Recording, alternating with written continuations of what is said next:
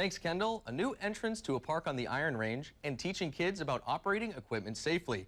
All that and more as we take you around the Northland trail by trail.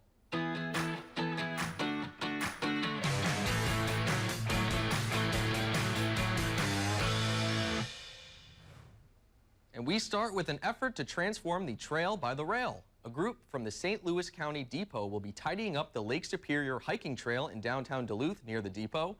The goal is to make it a destination the community will want to explore over and over again. Afterwards, there will be a free neighborhood picnic sponsored by the Minnesota Ballet and Duluth's Love Your Block program. It's happening Tuesday, August 15th at 4 p.m. and everyone is welcome. Next, we head to the Iron Range, where the city of Virginia broke ground on a new historically inspired entrance to Alcott Park. In addition to creating a grand entrance to the park, the project will widen the northern entrance to allow for two-way traffic and increased accessibility. The park is also the site of youth baseball, music in the park, picnic pavilions, playgrounds, and much more. Total project investment is more than $100,000, and completion is expected in late August. And we wrap up in Barnum, where they're in need of volunteers to help with their Ride Safe presentation.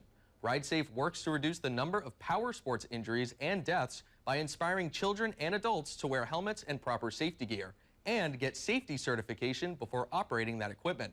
The presentation is for kindergartners through 6th grade students. It's happening Monday, September 11th, all day at the Barnum Fairgrounds. If you'd like to help out, we have contact information on our website. And always, if you or someone you know is part of a local trail club or alliance, send us a report to trailbytrail@northernnewsnow.com, and it might be featured as we take you around the Northland trail by trail.